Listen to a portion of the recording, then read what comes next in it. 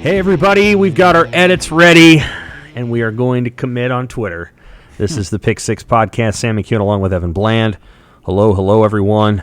We are here at the end of June. Nebraska has a gazillion commits. In theory, they might get another one tonight. We're recording on a Thursday evening. Cade Massey in tiny Linden, Kansas is going to announce between his top four, which I think are Kansas State, Nebraska, Oklahoma, and TCU. I think that's the four. So they could have a gazillion commits plus one. Caleb Pyfrom picks Illinois just a few hours before we're recording this. But, of course, the big news of the week was Carter Nelson up in Ainsworth. I think that's larger than Linden, Kansas, committing to Nebraska in front of his school and his friends and his family. Then getting the edit on Twitter.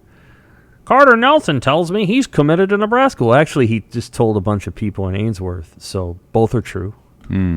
Both are true. Joel Lorenzi. We're not doing a podcast with him this week, but he was explaining to me why these kids really like the edits. And he was speaking for basketball, and so Joel's not here to give us this explanation, but the kids like the edits because once one's got one, then another one's want to get one, and apparently the edits have a very distinctive style. I don't know what that means. It looks like mid-grade graphic design to me. Your wife is a graphic designer. She is, yeah. She should get into the edits business, Evan. She could be the recruit whisperer, yeah. But the real question is, Sam, if you have an edit, what would yours be? Would you have like Memorial Stadium in the background? Do you just kind of give up creative control to whatever they brainstorm in that moment? I think that most of the athletes are giving up creative control. I don't think that's up to them. They send them a few photos like, hey, here's me sitting in the king's chair. Here's me shushing someone. Right. I saw one with this guy. It was his top four, and one of the four teams was Alabama, and he was wearing Nick Saban's hat, not the straw hat, but whatever that brown hat is that Nick Saban wears. He was wearing the hat, and he was shushing. He was shushing in the hat. So I think you give them a selection of pictures, and then they just consult their muse like Rembrandt. And I've seen a wide range too. Like there's the kind where it's like somebody cut them out like in Photoshop by hand, and it's all like wobbly and poor. And then you see some really good ones, of course, too. But like I always wonder, because my wife's a graphic designer and works with clients, and there's a give and take. Like if you're a player and you're getting this edit essentially for free, and you don't like it, like can you go back to this person who's doing this work for you and say like, can we change it? Like I wonder. How much? Do you think any of them ever don't like it, though? I mean, it's pretty standard stuff, and it's never like, it's not like a logo that you're going to use for your business for the next 12 years of your life. That's the work your wife does. She works for companies. Sure, yeah. So like these kids are going to have a million edits. But the University of Nebraska can't do it for them. So they have a social media graphic department, but they can't do it. That's right. Because the kid isn't signed yet. Once the kid signs, then, if Bryce Matthews gets 200 hits, they have an edit for, they do all that. Isn't it refreshing every now and again you get the guy who just like puts the text in there and he's like, I am committing to wherever. And that's what it. Braylon Prude did. Yeah. Braylon Prude took a picture of himself, and then he had a picture of his dad playing at LSU, and then he had a clipping of his dad, I think, playing with the Ravens. Like his was the one. And he did it at 4 a.m. on Sunday morning. It wasn't 4. It was like 9:30. 9. And Braylon Prude committed. He's the one guy. This is like, this is me. I own and control the means of my commit production. So another one, I talked to Quinn Clark, and he has a pretty cool edit. Like he's standing on Memorial Stadium, but like it's the zoomed out shot of Memorial Stadium, and he's got the cutout.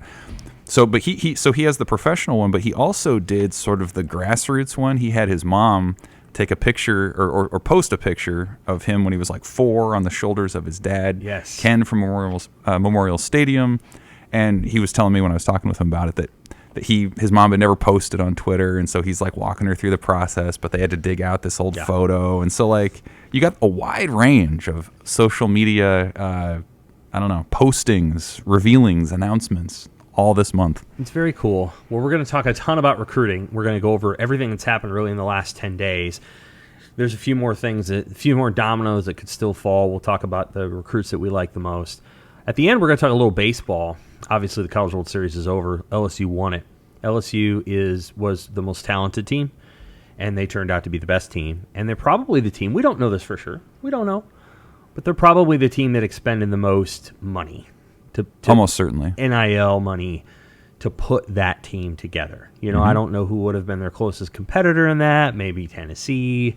But they spent a lot of money to put that particular team together, and probably to keep a couple of guys there an extra year. They've got some, as they've said before, they've got Major League Baseball players on their bench, and they didn't have to use them, or they didn't use them as much because they were able to add some players, especially pitchers. The Paul Skeens and then Thatcher Hurd. And so we're going to talk about that related to Nebraska. Where's Nebraska in this conversation? Where, certainly they're not LSU, but there are lots of different kinds of teams that make the CWS, and any team that makes the CWS had a successful season.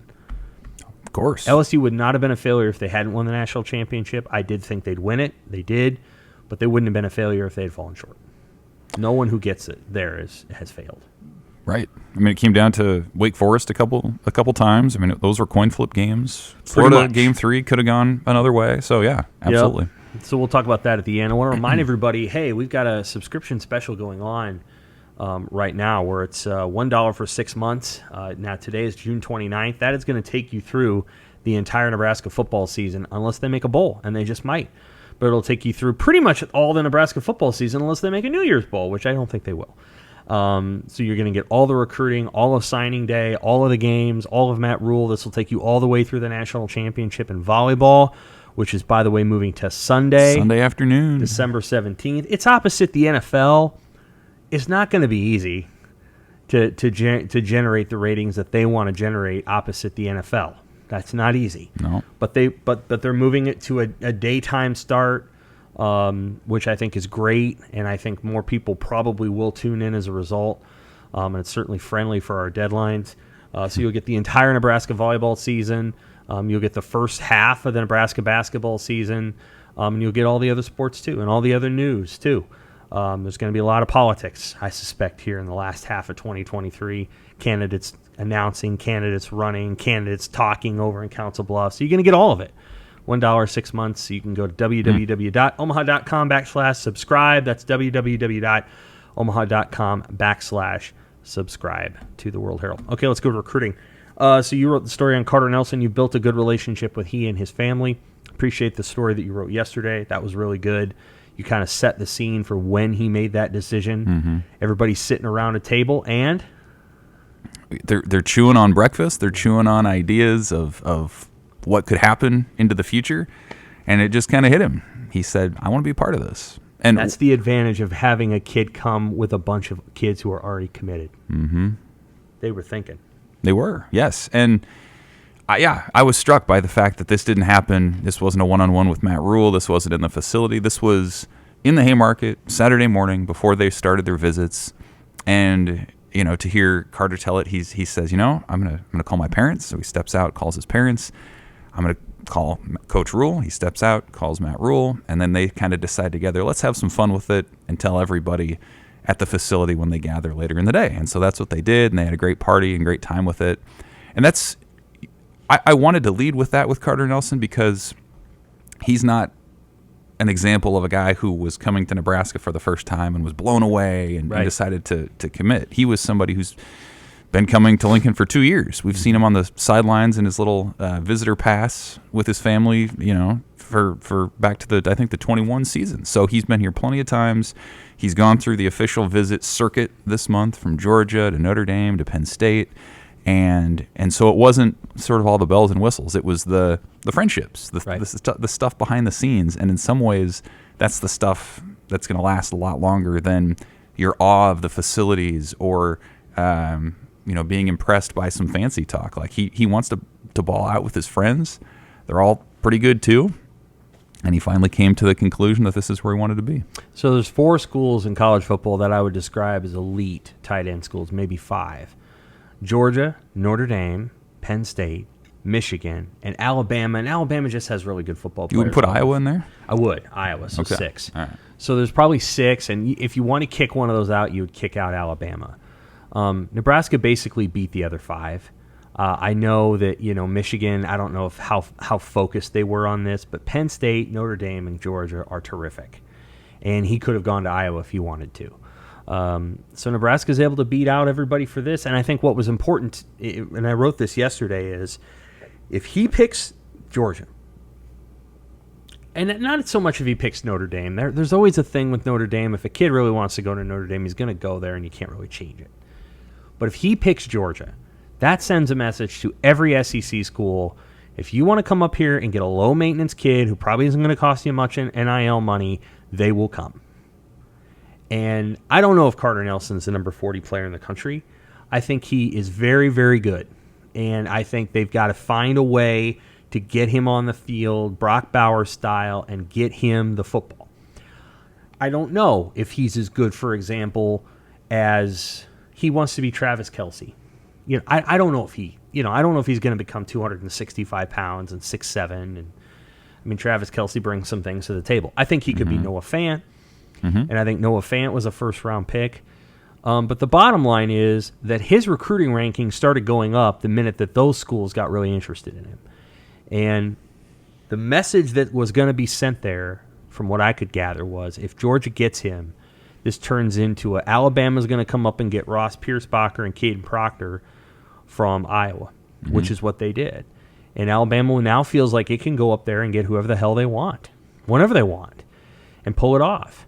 And so this is a way of Nebraska saying, no, you're not going to come in and get the small-town kid. We can't change a few things about Omaha. There's probably kids in Omaha that would have gotten the Georgia offer, and they would have been like, look, I'm going to go. I got to go. Mm-hmm.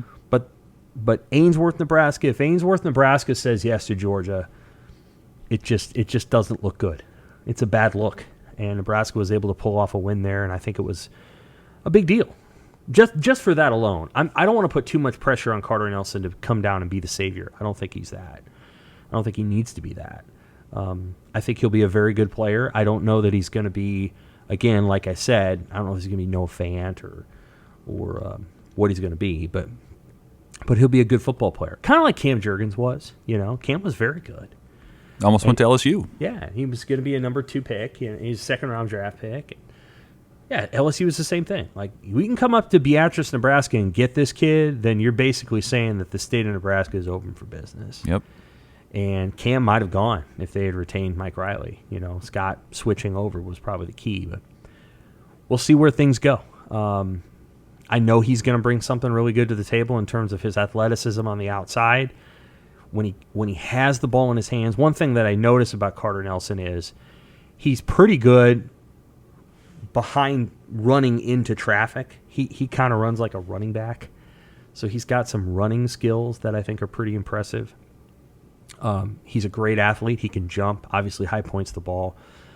I don't think he has the wingspan or the hand width that a Ben Bramer did. I mean, Ben Bramer's about as big of a tight end as there is in the country. Mm-hmm. That's the kid that left Nebraska's class to go to Iowa State. But I think Carter Nelson can beat a lot of people downfield. Got to put some weight on him. And in your story, he mentioned something about that. Right, he did. I mean, he's 205 right now. Mm-hmm. So, yeah, I mean, and that's – so I asked him if Nebraska's vision for him as a tight end was appreciably different from what these other schools envisioned for him. And he said no. But what was a little bit different was he said that Nebraska was very intentional about saying how he'll be deployed early in his career could be different from how they put him out there later on. And I think that's, to your point about the weight, maybe he does put on 40 pounds of muscle down the line and become a better, more effective inline blocker in addition to being a pass catcher. Maybe he doesn't. Maybe he puts on 10 to 15 pounds and he's more of a weapon on the outside and not so much in the trenches. So I think he appreciated that piece. I do know that when I went out to Ainsworth, like the development piece was really big. I mean, he knows he has a big football future. He wants to play in the league. And so who you trust to develop you, it says a lot. Right? I mean, that cuts through the whole, hey, I grew up a Husker fan. That cuts through, this is what my community wants me to do. He knows he has a football future. And so where do you trust that to be developed? And I think that was a big piece of it. And we saw it from Matt Rhule and the coaching staff, how they're going to evaluate their players probably twice a year at least and say, where does this guy fit in best physically, what are his traits? We've seen that already in their 6 months here in terms of where they've moved guys around. Right. So I think that was something that stood out to Nelson when he starts looking long term at what he can be. The highest end of like any player like this is Pitts for the Atlanta Falcons. I know, again, I appreciate that he likes Travis Kelce. Kelce is very big. I mean, he's 6'6", 6'5", 6'6", 260. I mean, he's a very physical player in an offense that really features him, and he's playing for the smartest guy in the NFL, and he's playing with the best quarterback in the NFL. So there's specificities to Kelce's experience that are a little different. Mm-hmm. Pitts, to me, is, he's about 230, and he's about 6'5", 6'6", but the way Atlanta uses him is similar to the way I think Nebraska, in theory, could use Carter Nelson. That would be the high end. Noah Fant's probably up there. Noah did some inline blocking, but so now Noah Fant would be up there. Then there's guys that are, a little bit bigger, and Kelce, I would put in that category. I'd put him in that physical category where he'd have to gain like 50 pounds to kind of reach his or Dallas Goedert's huge. To get to that weight, you've got to gain a lot of weight, maybe even a couple inches upward. So we can talk about, obviously, the other guys that have committed in the class, and let's reel it all the way back really to last Friday. So Devon Hall and Isaiah McMorris commit last Friday. I thought that was, not terribly surprising that was going to happen by that point. Like McMorris a lot. I think Hall can be a really good receiver on the outside, needs development, needs to learn how to run routes, all those things. And then from there, you have the official visit weekend. So you have the group of players who officially visit, and then you get 2 commits on Monday. Kawan Lacey, Rex Guthrie, then Quinn Clark, then Carter Nelson. Caleb Pyfrom goes to Illinois. We don't really know about this kid tonight, right? Because you reached out to him and he gave you a shrug. Yeah, we're not sure. I would think Kansas State's probably the odds-on favorite, but you never know. I wonder. There's part of me that really wonders what's going to happen with that kid, because I think they kind of told Nebraska kind of told Caleb Pyfrom that he was gonna they were gonna do something else. Like they wanted him as a guard or a center, and he had time, and he didn't commit. He went to Illinois and visited there, and I think by the time he was going to make a decision, I'm not sure they're looking for any more interior linemen. It's really that simple. They've got their share. So I think at this point they're looking at Grant Bricks as a tackle, and Cade Massey as a tackle, and then maybe some other tackles. I mean, you just start going down the list and trying to find people. But you can even reel it back the previous 2 weeks. Outside of Carter Nelson, who else jumps out at you as a commit, a guy that really impressed you, or in your conversations with them or watching them on film just jumped out at you? Well, I would still say I would stick with Davon Hall and Isaiah McMorris for all the reasons that we've talked about before, where it 2 months ago, I think if you would have said that those guys were coming to Nebraska, that would have felt out of place. That would have felt odd. I remember talking with Davon Hall when he got his first Nebraska offer more than a year ago, and I remember you and I talking about it and saying he's not going to come to Nebraska. Like his stock was already taken off. He was turning heads nationally, going to camps, and here he is. So like obviously what those two have done on the field at Bellevue West and in combination with Daniel Kalen has been notable, but the fact that Nebraska and a new staff at Nebraska was able to keep both of those players here, I thought was really impressive. And it seems like they started by saying, we want to keep you here for you, and not because you're an in-state person that sort of checks the box and makes us look good, but because we have a vision for you specifically. And Garrett McGuire's name keeps coming up, I think, with a lot of these guys too, where he's that almost that older brother that they can relate to. He talks the way they talk. He has energy the way they have energy. Quinn Clark, who committed, said he was impressed with McGuire from the first slide that he showed him. He said, this dude is detailed and knows what he's talking about. And he's, a 24-year-old former quarterback in college. Right. So, guys are drawn to him. Malachi Coleman, going back to the 23 class, big reason why Nebraska was able to close the gap with him so quickly was what Garrett McGuire did. So, I think you're starting to see an early pattern there. And then again, just the fact that it seems like almost overnight Nebraska figured out how to recruit in state is pretty remarkable. I mean, we had this discussion in the spring, didn't we, about they've done pretty well. I'm not going to say that. What did we say in the spring? We had that. this discussion in the spring that there were 7 in-state, 24 prospects that had Power 5 offers, and we set the over-under at 3.5. Right. That of them would end up in Nebraska. I took the under. I didn't think they'd be able to close the gap with a lot of these guys, and I think they're already at 4. They're right. 4. So they've already hit the over, and we're still in June. To me, that's really impressive. I did not see that coming a few months ago. They're at 5. At 5, you got Kalen, McMorris, Hall, Ashton Murphy, Nelson, Carter and Nelson. Murphy. Okay, yeah.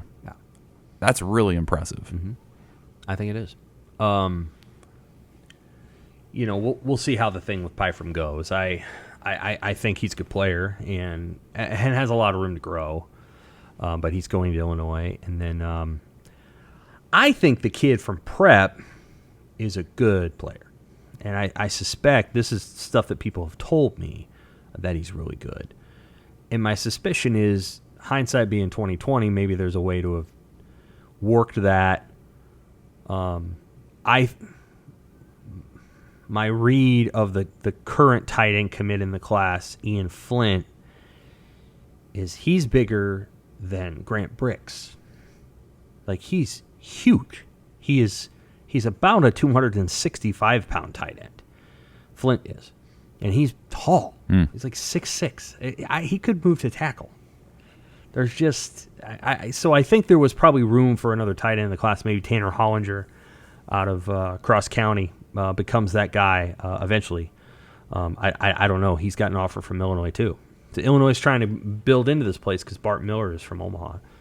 Of their other recruits that they got during this run, Rex Guthrie is probably the one that I'm most impressed with. Now, he didn't have any Power 5 offers. He tested really well, obviously, at Nebraska's camp. I think that helped. His film's really good. He plays 4 or 5 different positions on the defense. So he's an in-the-box safety. He can play linebacker, in-the-box safety, single high safety, nickel. He can do pretty much everything. And, man, that's an asset. He reminds me of Isaac Gifford. Maybe a little bit different than Gifford. Maybe not quite as big. But, man, I mean, he's a good player. And he tested really well, too. And that's a guy that you want on your team. He's kind of an inside-out kind of guy. He knows how to play the position. Knows how to string out a run, doesn't give back the cutback lane, knows where to tackle a guy, tackles at the nearest hip, knows where his help is, knows when to spill it, knows when to shoot it, to shoot a shot. He's a good player. I don't know why the rankings are the way they are, and of course, naturally, the minute these kids commit to Nebraska, I mean, one of them got like an 87 on 247. I'm like, he wasn't anything a week ago. I mean, how did we get that? And that's all fine. Can't remember who it was.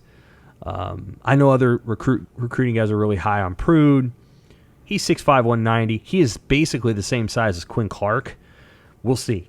I think that's a player that needs to build into a linebacker body. Pretty hard, I think, to play safety at that position. You don't see many 6'5" safeties. You might see 6'5" linebackers. Urlacher was a 6'5" safety, but that's a whole different conversation of a person at New Mexico. I know that's part of what they're thinking about. So Urlacher played in that 3-3-5, and he was kind of their rover. I think that's a stretch, but you never know. Javen Wright's 6'5", but Javen Wright's not quite hit his stride. Right. Quinn Clark is 6'6". There are very few 6'6" receivers in Nebraska history. There are a few. Will Henry was one. You probably remember Will. Yeah, mid-2000s. Brian Reimers. He was a walk-on. Rhyme Dog. That's right, Rhyme Dog. So he was one of them. So he was a tall receiver.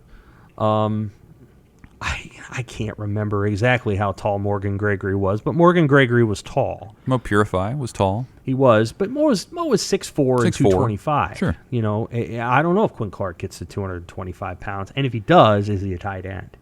Justin McGriff was 6'5", and he 6'6", and he did not make it here. You know, whatever reason, he decided to leave. He went to Utah State. He became a better football player there. I think he's on a training camp roster. So Clark is one where they're really gonna have to decide, and Keelan Smith is another Smith's one. the other one, yeah. Where is this guy a tight end? Is he a wide receiver? Is he an adjuster? I think in today's parlance, we would have called Mike McNeil kind of an adjuster, kind of a receiver, kind of a tight end. Those guys don't have the easiest time going to the next level because at that level you're either an elite receiver, a DK Metcalf style athlete, or you better learn how to block. So they've got some tweener bodies that'll be really interesting to kind of sort through as they process. But Rex Guthrie is not one of them. He is a prototypical safety and plays like a total badass. The running back is interesting, Kawan Lacey, and I'm of the belief that most running backs are pretty darn good in high school. You don't know exactly how many of them are going to be good in college, and you just kind of got to go get a couple, and then you'll see. Mm-hmm. Lacey doesn't strike me as a can't-miss guy, but he also doesn't strike me as a, afterthought. Likes contact, runs through it, physical. Downhill runner. I would not describe him as a Mo Washington type or Aaron Green, who wasn't here very long, or even Amir. Amir wasn't Amir would go all over the place. You just never really knew. He could bounce runs. He could cut them back. There's a lot of things he could do. This guy is a downhill, between the tackles, come tackle me kind of runner, who's got some speed. I'd describe him as a good player. You don't see a ton of, catching the football and what he can do out of the backfield. And apparently he was banged up a little bit last year. He actually appeared in 8 games, or they had 8 games for him. The guy that he was sharing time with signed with Arizona State. So that was a good backfield down there in the Dallas-Fort Worth complex. So we'll see kind of where that goes. Guthrie at this point would be, if I was putting it together, a Super 6 would be in it. I mean, I think he's going to have a terrific senior year. His recruiting ranking probably won't change very much because he didn't get offers from schools that, I don't know what Colorado's doing. I'm not sure Colorado knows what Colorado's doing. That program is running itself in a completely different fashion than everybody else. And then I don't know what Colorado State's doing, and I'm not sure it matters. What do you make of 6 DBs in the class? Well, there could be 7 if Caleb Benham commits. Yeah. Well, it's a 5 DB defense, so there's some of that to consider. Certainly the way that they've run that defense before, the Rover, unless it's Urlacher, is a DB. I mean, he's maybe a 6'2", 210 guy, but he's not a Big Ten linebacker. He's not 240. So my sense, a couple things. One, they signed a bunch in the previous class, but I don't know. Maybe they know something about some of those guys coming in because some of them rolled early. There's a lot of older guys in that secondary room. Yep. And there's probably going to be some guys that leave after this cycle too. Like, they're not going to play much. I think you're going to see Nebraska embrace some of these younger corners. I think Dwight Boodle might make his way into the 2 deep, and that'll probably send a message over here and then over here. I think they just got a hunch, and it's probably a pretty good hunch, that some of these guys will leave after this season. Newsom's obviously going to leave to the NFL. Farmer, yeah. This will be Farmer's 5th year on campus. Now, I think he has a 6th because of the COVID year. And he redshirted his first year. So yeah, he would. And he has a COVID year. I think Newsom might too. But I don't know if he's going to want to do it another year. 5 years on campus is a long time. Omar Brown's a senior. Singleton is something. I don't know. It's like his 4th or 5th year in college.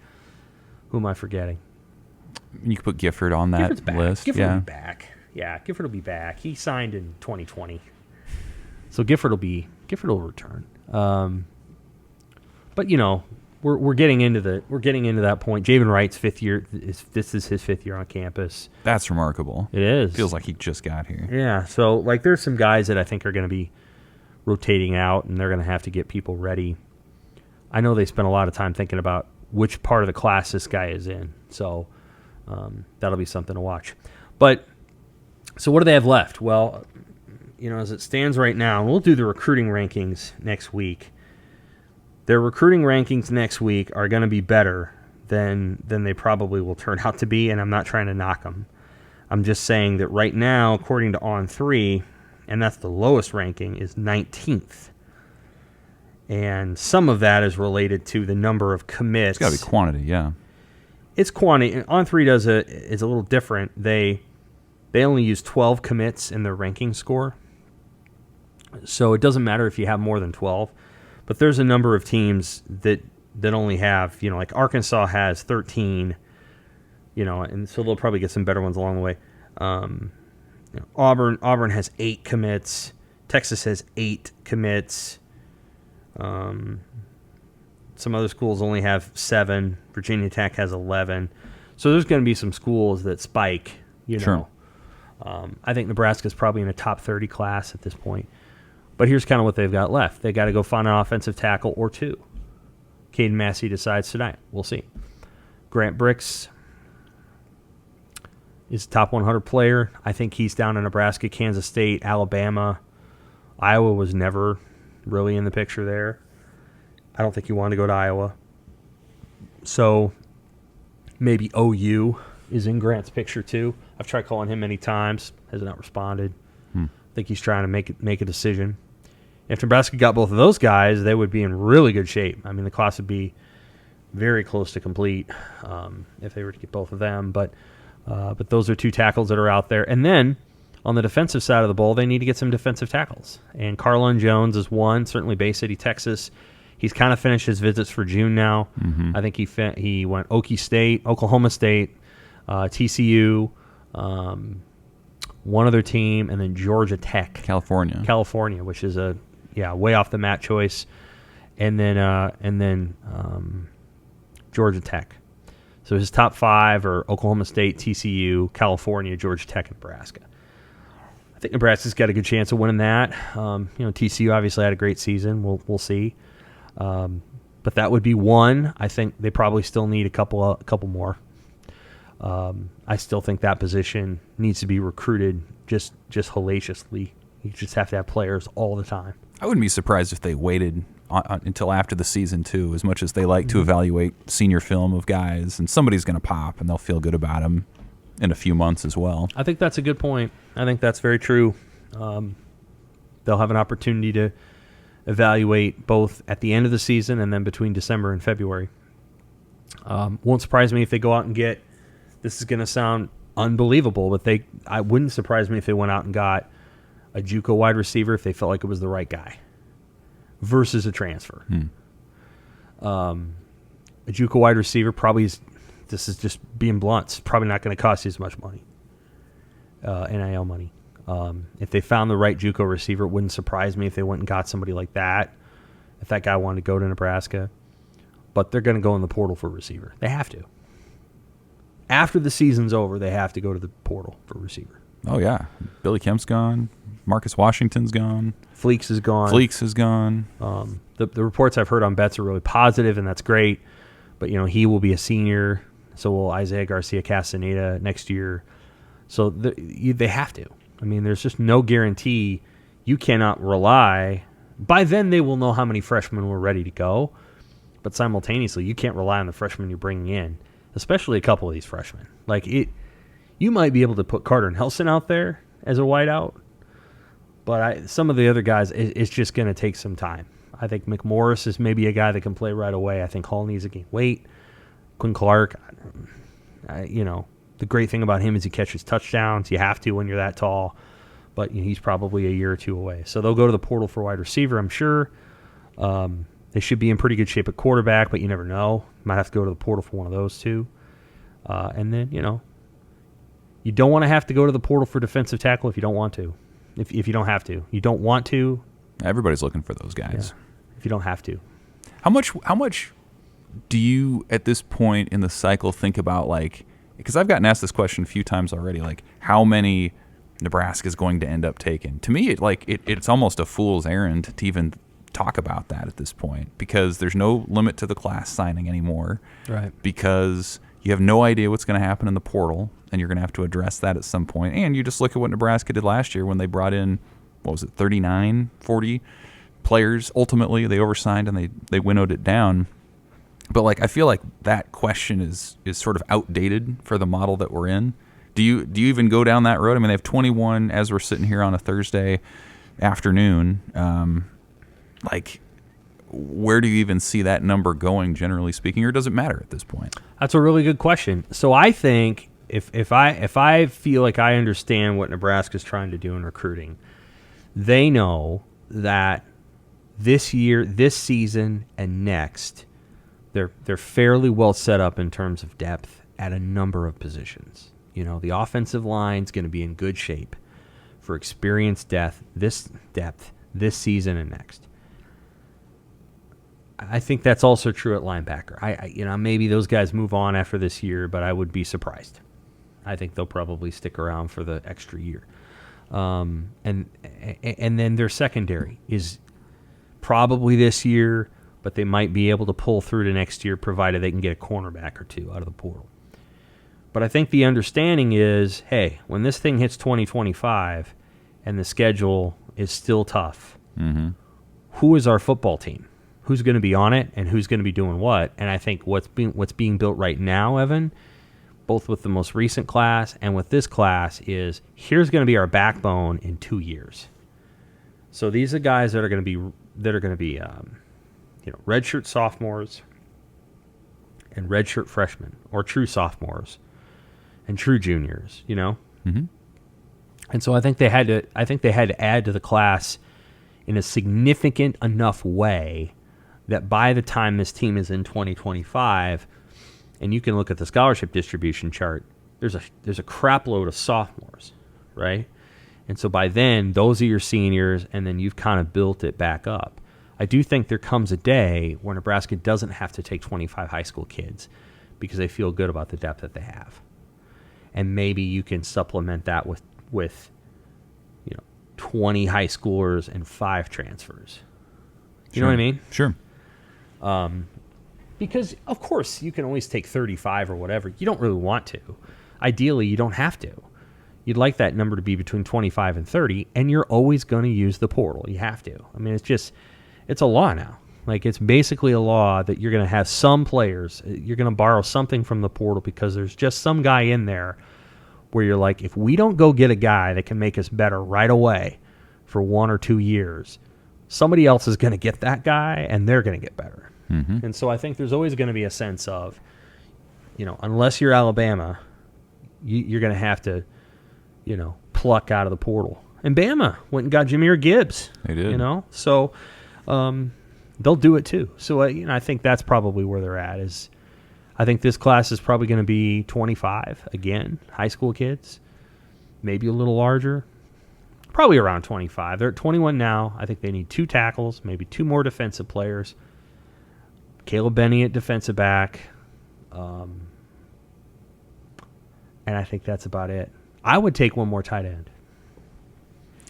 I would take one more. I'd try to go get the best tight end I could because I think the way that this offense is going to be built, it's going to be built around tight ends. And I think they could use one more that's a tweener between Carter Nelson and whatever Ian Flint's going to become. Yeah, well, I mean, maybe. But they also have Keelan Smith and Quinn Clark, who they kind of see as maybe those guys too. Yes. So maybe whether they get that person will inform their view on the guys that they currently have in the class. And they're and they have 20. I mean, the punter is the punter, and that when you add the punter, you're adding a punter for 4 years. That's a 4-year recruit. That's right. Not a 2-year deal. That's you're going to be our punter, and we're going to work with you, and you're going to get better. And same thing with Alvano. So you're only going to do that once every 4 years. So it kind of counts and it kind of doesn't. Like it's a one-guy position, and you don't ever expect that player to get hurt. Mm-hmm. You think is it, I guess, put into context how unusual it is that Nebraska has most of the hay in the barn, and we're not even through June yet. Because I feel like, the rhythm for years has been, okay, you've got a core of guys, maybe 8 to 10 by the end of the summer, and then you fill out the rest through official visits, and then in recent years it's been you fill out the rest through the portal or whatnot. Right now, they've got 21 players in the class. It's uncommon because some of the players that they took commits from were players that didn't have offers, and we haven't seen that before. So I think one of the things, we haven't seen it to this extent. Jake Peters didn't have a Power 5 offer, unless you don't count Army and Navy. Jake Peters didn't have one. Braylon Prude didn't have one. Rex Guthrie didn't have one. Landon Davidson didn't have one. Not really. He got one from Colorado right after he got the one. Callum Barta didn't have one. Quinn Clark didn't have one. Quinn Clark didn't have one. So that's 6. That's like a third of the class. 30% of the class didn't have a Power 5 offer. So no, you don't. Donovan Jones, 7. 33% of the class didn't have one. So what happens is, now again, just so we're clear, I don't think there's anything wrong with what they did.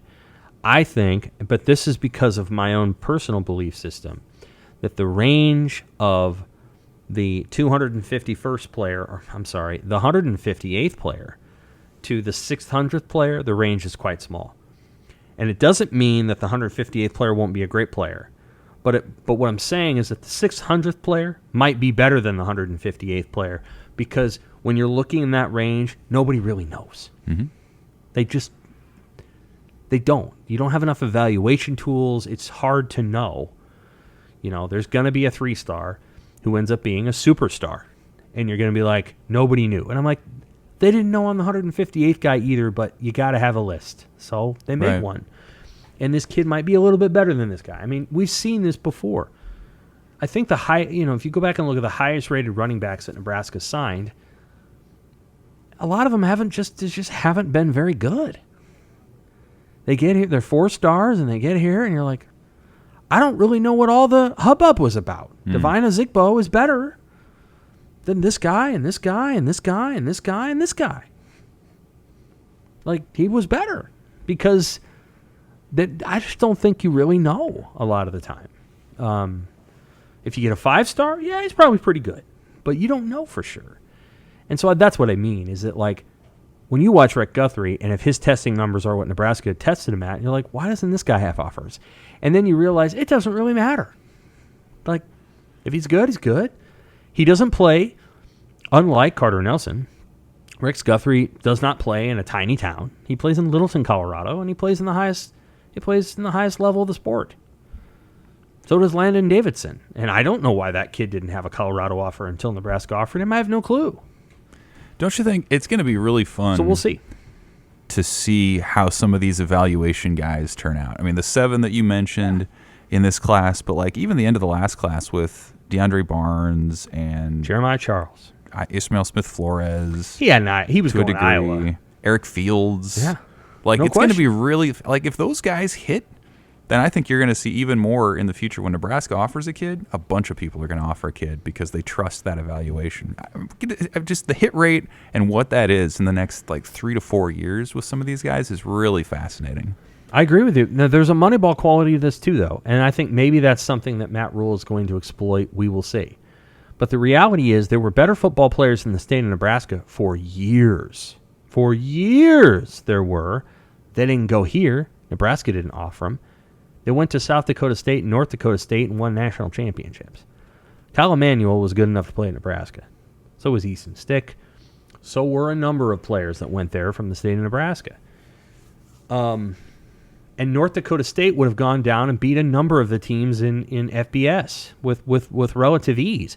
We used to look at an offer from North Dakota State as a notch below an offer from Ohio. But if those two teams had played 10 times, I'll take the Bison. There's 7 of them. So what had happened was these teams got fat and rich off of Midwestern kids from Minnesota and Wisconsin and Iowa. Took all these guys. And so I think that's part of what was realized. In the state of Colorado, Offensive linemen are recruited really well. They have a lot of big kids there. Mm-hmm. Skill players are not, So Right. JoJo Doman, who's a hell of a good player, was down in basically Nebraska and Kansas State. And it's because they don't recruit. A lot of schools will not send their coaches to recruit there, skill kids there. So, or, if Colorado didn't offer them, Colorado knows what it's doing. So, granted, they beat Nebraska twice. But, there's these things that are going on. And so I think you go out, Rex Guthrie's there. Good player. Other people haven't recruited him. You have no idea who's gone through there to even talk to him. And he goes, he does what he does, and it's a big deal. Callan Barta, how many people go to Topeka? So it's all these things. Mm-hmm. In a lot of cases, there's a Moneyball way of winning. Iowa's figured it out. Iowa understands. Iowa's not perfect. I know. I'm not trying to give them undue credit. But my goodness, their one-loss record of the last 5 or 6 years, Nebraska would kill to have. And the reason Iowa's done that is because they go to Detroit and they go to Chicago and they get 3-star kids that are just as good as the 4-star kids.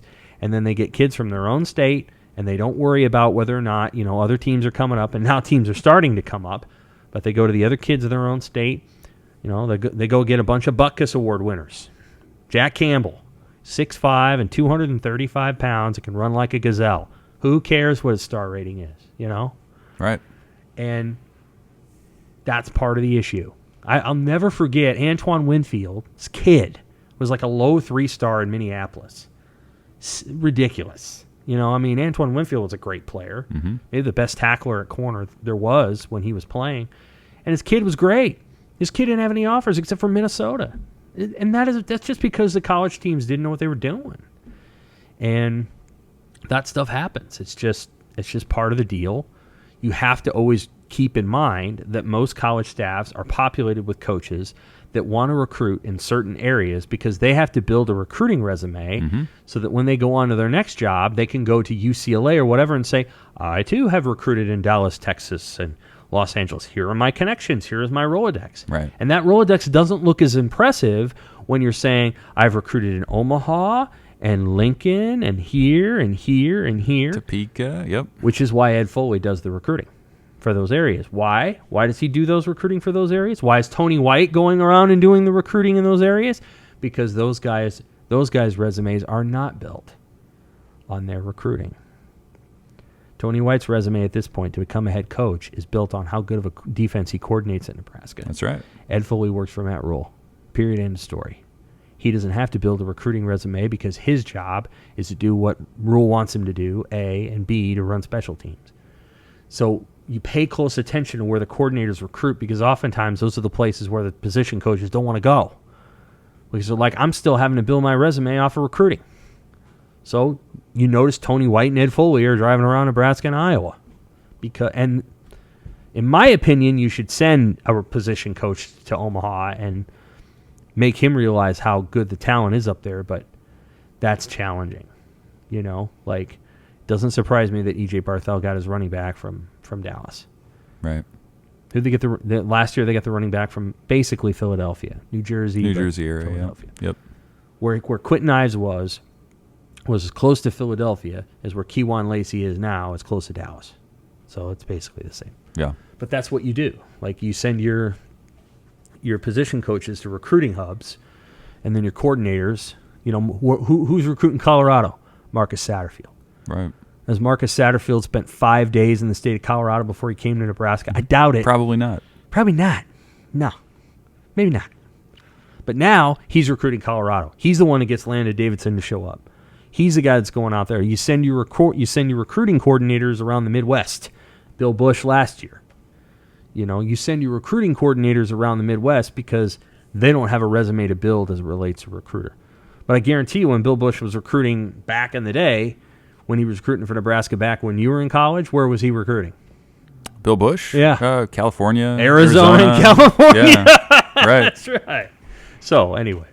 No, that's a great point because we talk a lot about the value of a family staff. Like most of these guys on the staff owe something to Rhule, or they've worked with Matt Rhule, or they've been players for Matt Rhule. Mm-hmm. But yeah, there's a uniformity of message that comes out. But the recruiting piece is really interesting because like there's a sense that like we don't really care who gets the glory. Like that's true. We want to work with each other. I'm not here as sort of a free agent coach to better my resume as a stepping stone to something greater. So maybe that's part of the momentum we're seeing with this effort as well. Yeah, I think that's partially true. Obviously, Nebraska got 2 receivers out of Omaha. For example, just as an example of the original point I was making, will we see Nebraska continue to recruit this hard in California now that those 2 guys came out and made a visit? 3 guys, all from Mater Dei, came out and made a visit, and then none of them picked Nebraska. So you keep going out there, and you can keep bringing those kids in for visits, but those kids don't usually go to Nebraska. So how many more hours? And we deal with this in our jobs too. Like, how many hours do we want to spend on something that we think is cool and neat and might win us an award, but ultimately people don't read? Sure. The only thing about that I would say is maybe that continues because of the UCLA USC effect, and you're playing out there. So maybe that sort of changes that conversation a little bit. Let's talk about baseball here to end our conversation. Okay, so the CWS is over. LSU was a national champion. They beat Florida. And the final 4 teams, I think, were LSU, Florida, Tennessee, and TCU. Have the final rankings come out yet? Oh, it was Wake and TCU. Wake, TCU, Florida, and LSU. Who ended up being the number 2 team? Was it Wake Forest or Florida? I'm not sure. It was one of those 2. I thought Wake was the second best team in the country. I mean, they were outstanding. I can look here, but I don't know right offhand. The other 4 teams that made the College World Series were Virginia, Tennessee, Oral Roberts, and Stanford. I can't remember all the 16 teams. Anyway, so here's my question. In every sport, I will do this thing, that I just call like tier theory, of like, here are the tiers of the sport. Here's what you have to do to break into a tier. Some tiers are very tight. Some are very loose. Men's college basketball is a loose tier. There is, there's a lot of bleeding between tiers. Yeah. We saw that in the national title game. Connecticut obviously is a blue blood. They've won, I think, 5 national titles in 25 years.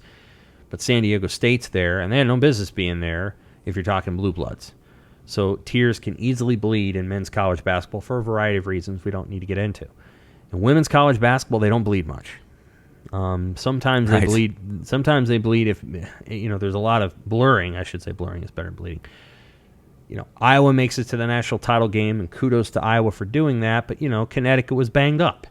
Connecticut was missing its 2 best players who tore up their knees or whatever they did. They'll be back next year, and I guarantee you, Connecticut will be in the final game. LSU's broken through, but a lot of that is because of Kim Mulkey. Now, I'm not trying to knock Angel Reese. She's a great basketball player. I don't know that Angel Reese is transferring from Maryland to LSU if Kim Mulkey isn't there. Right. And I don't think that, Anissa Morrow is transferring from DePaul to LSU and Haley Van Lith is transferring from Louisville to LSU if Kim Mulkey isn't there. So wherever Kim Mulkey is part of the top tier. The tier in women's college basketball is very small. Yes. It's probably 7 or 8 teams. And South Carolina's in there and a few other teams are in there. So in men's baseball and softball, it's small too. In fact, there's 1 team, and then that's the 1 tier. Anyway, in college baseball, when you think about the tier that Nebraska might be on, what is it?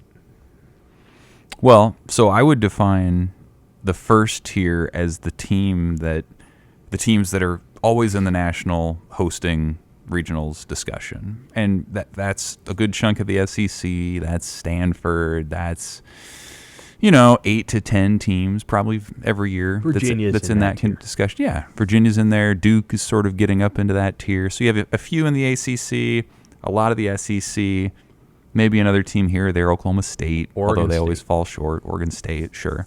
So I think that's the group that's always there. They always have major league talent. They always reload. They're always in the postseason. The second tier to me is the teams that are tournament regulars. They're in there most of the time, but you don't see them make a ton of deep runs. And honestly, as much as you've kind of poo-pooed Oral Roberts a little bit, I would say Oral Roberts is in that second tier because they've been in the tournament like 21 of the last 25 years. Mm-hmm. They own their league. Whatever you want to say about the Summit League, they own it. They're always in. They haven't made that deep run. So to me, that's a two-tier team that's made it. I would put Nebraska right now in the tier below that. I would put them in that third tier. So the second tier is big. It is. Yeah, that's the middle class of your power, most of your power baseball conferences, your ACC, your SEC.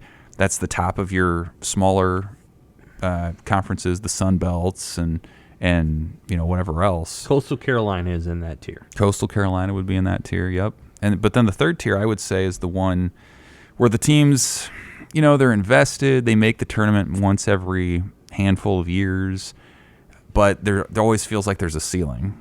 I think that's kind of what Nebraska's been. They haven't been to a super regional since 2005. They haven't hosted since 2008, and so they're clearly invested in the sport, and their coaches work hard and they have good players. But if they were to make a super regional, that would be a big deal. Whereas I think if you're tier 1 or even tier 2, you make a super, it's like, okay, we're making a run here. People would lose their minds if Nebraska went back to a super regional. Right. I think that goes for... Before Dave Van Horn, they were like in tier 4 or tier 5. That's right. Like, we know we're not going to the tournament. We hope to have a winning record. We hope not to lose 35-14. Mm-hmm. So, and that would be kind of the lower part of these other power conferences. I always think of Kentucky as like a tier 3 team. They're the only SEC school that's never made the College World Series. Mm-hmm. They made a super this year, so that was a step up for them. Kind of the middle to the bottom of the ACC, sort of maybe your second and third finishers in a lot of your other conferences. And I think that's where Nebraska is right now. I mean, the Big Ten is from a baseball perspective, it's a well-funded mid-major league. That's just what it is. And for all Nebraska's resources and fan support, they are still mostly in that top 4 range, but they're not winning it consistently. So I think that's where they are right now, is in that third tier that, you set up for a run every 3 or 4 years into the tournament. And, other than that, it just kind of feels like there's a ceiling on what you can do. How do you get into the second tier if you're a program like Nebraska? Well, I think... I'm not talking about specific players. Right. I'm talking about... Generally speaking. General program dynamics. When you watch the College World Series, which you did for a fortnight, what are the program dynamics that you saw that are true among all those teams that would then be true of a team that's in tier 2? Right. Well, I think the support stuff, the ancillary things, Nebraska has a lot of that. Their attendance is top 25 consistently. They have that support. They draw like an SEC or an ACC school. Maybe not, an Arkansas that draws 8 or 9, but you look in these supers, Kentucky, Indiana State, those two schools were happy and excited and breaking records that they had like 2,000 people in the stands. That's Nebraska on a Wednesday in mid-March against Northern Colorado. So they've got that. The NIL piece is interesting. I've heard recently from some folks in the know that like LSU's far and away, and from a baseball perspective, they're lapping the field with NIL money. SEC, most of the teams, they've got on reserve anywhere from $1 to $3 million for baseball, and everybody else is kind of waiting around saying, "All right, well, everyone else is kind of offering whatever's left," and so. From a resource perspective, I think Nebraska's probably in tier 2, maybe lower tier 2. But then, Jay Johnson, the LSU coach, said it well. He said to get to the College World Series, you got to have future major league talent, and you have to have older players that maybe aren't that, but they know what they're doing and they can execute and they fill in those holes, and you go from there. And I think Nebraska's figured out that you need older players. I think in the last year, and what they're doing now would reflect that they understand that. But you need more depth. You need high-end major league talent. And I mean, the fact of the matter is geography plays a part. It really does. If you're in a cold weather place like Nebraska, it's hard. The numbers, the history all shows it. It's hard to host. It's hard to build a resume that's going to impress people. It's hard to draw the very top-end talent that doesn't want to play or maybe didn't grow up in that area. So I think it's, a lot of it's just recruiting still. And maybe that's oversimplifying it, but it's keeping your talent in state, right? I mean, I've heard from a lot of people locally that point out that some of Nebraska's best talent in recent years is going to the SEC. And so you got to retain that talent. But I think it's sort of a similar situation or discussion that we have with football, where all the support stuff tends to be there. It's the development piece, it's the depth piece, and in some instances now it's become the NIL piece. Yeah, I think on the football side of it, Kansas State's doing it. They're pretty good. Michigan's doing it. Penn State's doing it. Nebraska can do it. I don't really think they'll be fine if they get the right coach. I think it comes down to coaching. Yeah, agreed. In baseball, I think you're right. It's very challenging. But Tier 2 is probably where they belong, right? Like, based on... One of the problems is that Creighton's not really in Tier 3 anymore. I mean, they haven't made an NCAA tournament in a while. 2019, yeah. Yeah. Wichita State's really not in Tier 3. Or they are. No, they're not. I mean, the league switch didn't help them. It's hurt them. They're playing better teams now and losing to those teams. Now, some of those teams are going to leave to go to the Big 12. Houston's leaving. UCF is leaving. I don't know if Cincinnati has a good baseball team or not, but they're right. You know, some of those teams are leaving now. I assume some of them are pretty good. I think Central Florida's pretty good, right? Yeah, they tend to be pretty good. So, you know, the teams around here, the peers, aren't very good. Colorado doesn't play baseball. I don't know if Colorado State or Wyoming do. I'm not sure. I don't believe so, no. You know, South Dakota State's not going to help you. South Dakota's not helping you. Maybe they need to have a series against Oral Roberts. Oral Roberts would probably do that. They've had some midweeks with them over the years. Yeah. So Oral Roberts might be a school, but they don't, you know, it's hard, I think, for them to draw the kind of midweek series that will help them. And until USC and UCLA are in the league, you just can't really count on those 6 games helping you out. And UCLA will help out your RPI. It will. I mean, they're good enough, and they will play some teams in their non-conference that help you. And, you know, I mean, some of the teams out there, they'll still probably play Stanford for a 3-game series, or they'll play Arizona State, or they'll do whatever they need to do. But Nebraska's got to find a way.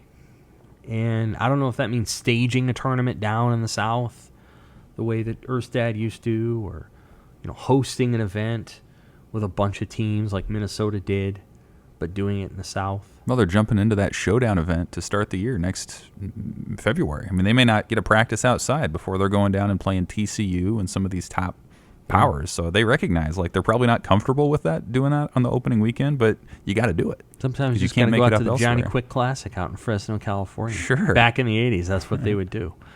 I don't know. That's a good answer. And now, one more thing.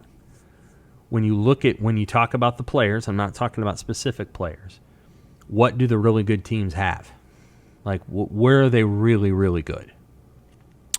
They have an ace that's going to win you games Friday night. They have a depth of arms, and even teams that made the College World Series, like, sometimes they had like 5 guys that they trusted. Mm-hmm. Maybe you had a weekend rotation and like 2 guys. So, like, even that, the standard's not that high, but you have like 5 guys that you can trust, and you know, you have guys that can hit the ball out of the ballpark. You've seen that all over too. I mean, guys that are hitting 25, 30 home runs. I think there were, I don't know, 6 of those at the College World Series. Which Nebraska had this year. They did have that, which I think added to the frustration for how the season went. Was they actually did have some of that major league talent on the hitting side, at least. And Emmett Olson's probably going to get drafted next month, and he's probably going to have a pro career. But they just didn't have the depth. And I think that's probably what it is. I mean, you said it earlier. LSU had future major league talent on its bench. Yeah. You know, Florida, I think it was, I forget which game it was. They brought off the bench an outfield transfer from Rutgers, and he was an all Big Ten guy at Rutgers. He hadn't seen the field in a month at Florida, and he came in a pinch hit situation.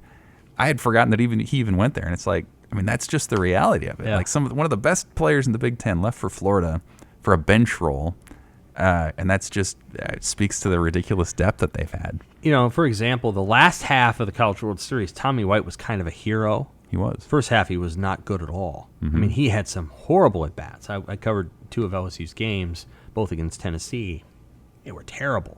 The key is he could have multiple off nights in a row, and other guys did not. That's right. Then, when it counted, he was great. You know, he had the home run to beat Wake, and then he had the home run essentially to beat Florida. Mm-hmm. and he's going to be a legend based on those two homers. And they were great at bats. He had a lot more at bats that were not great. Dylan Cruz had some poor at bats. He had some great at bats. Then they got Jordan Thompson was terrible. He was until the second inning of the final game, and so they were carried at times by other guys, right? And they were really carried by those pitchers. So they had that kid they got from an Oklahoma junior college who won him the game against Tennessee, the second game, and then they had the kid who pitched struck out 17, and he was nowhere near their best pitcher. I mean, Paul Skeens is their best pitcher. Yeah, he was their number 2, Ty Floyd. He was their number 2, and he was incredible, though. I mean, he wasn't 17 strikeouts great during the season, and then all of a sudden he's this. The kid that they pitched, who gave up the 2 runs to start the final game, Thatcher Hurd. But then after that, I mean, he shut him down for 6 innings. Yep. So, they had pitching depth, too. They just didn't have to flex it much. Then they got to the World Series, and they flexed it. And to me, it was an LSU Wake Forest CWS, and they just happened to play 4 to 3, 3 times at the end. But I felt like White's home run won the CWS, the first home run, the opening night, or when they beat Wake Forest. Yep. Is that the best baseball game you've seen there? Yeah. Yes, probably. The Arkansas-Oregon State Game 2 final in 2018 where they dropped the foul ball and then Oregon State rallied. That was pretty epic. But this was absolutely up there. Just with the high-end talent, these are going to be 2 of the top 5 draft picks next month. Paul Skeens is going to be a major league pitcher for years to come. And so, when a game has the hype, it hits the hype with the stakes, with the crowd, all of it. I mean, it was outstanding. It was a great theater, and that was, I think, the best game of it. It's I watched that one on TV. It's one of the few I watched on TV. That was one of the best games that there's ever been in the College World Series. I think, that game 50 years ago is up there.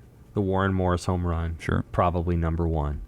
The Creighton-Wichita State game that ended on a throw from center field, an amazing throw, heartbreaking throw. That's way up there too.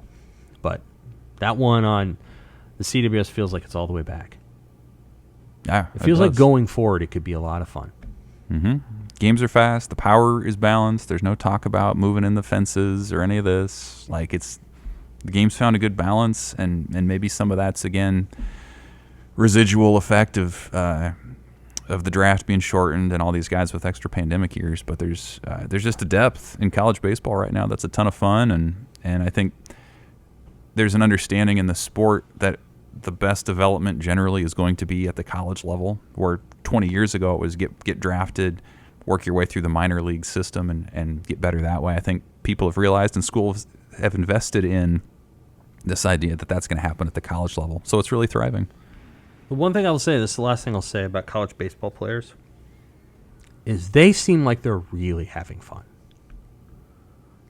Of all the players that you interview, they're way up on the list of, I'm just a dude having a lot of fun, even when they lose. College baseball seems a lot of fun. It's like they've decided it's not going to be a button-up sport anymore. LSU seemed like it was having a lot of fun. Well, and it's not Nick been... contrasted a little bit with Florida, right? Did Florida have the Yankee rule? Nobody could have facial hair? Pretty sure they did. Maybe they did. They had fun, though. They had a lot of fun. They were taking Polaroids of each other and yucking it up, and they were having a great time. Sport just seems more fun than it used to be. Than it used to be? Maybe. They just seem to be having a good time. We spend so much time around college football, and how that's in some ways overcovered and super saturated with media and all this. These guys, this is their weekend when they get the attention. I mean, if you're a football player, you're getting, hammered with phone calls and from media and from coaches from sophomore year on in high school. These guys mostly go under the radar, and then they finally emerge, and they're sort of finished products or close to it at the college level, and they're so comfortable in their own skin by that point. So it's different, it's refreshing, and it is, as I wrote, it was just organic. Guys messed around, and they did what they did, and I think the event was better for it, and it's more fun to watch. Yeah, it was a well-run event. Good for them. Okay, that is our podcast for this week. For Evan, I'm Sam. That is the Pick Six Podcast. We're not going to be back next week. We're going to take the holiday week off. We'll probably be back the following week to preview Big Ten Media Days, and then we won't have another podcast probably in the end of July. We'll have one that previews Nebraska's football camp probably like July 29th when we get back from Big Ten Media Days. So that's kind of the schedule. Nothing next week. Then we'll have one, I think, July 11th. And then we'll probably have another one after Big Ten Media Days, somewhere around July 28th or 29th, to preview Husker football camp. Can you believe it? Nebraska football camp is 1 month away. 1 month. Shocking. God dang it. I can't wait. For Evan, I'm Sam. Thanks for listening to the Pick Six Podcast.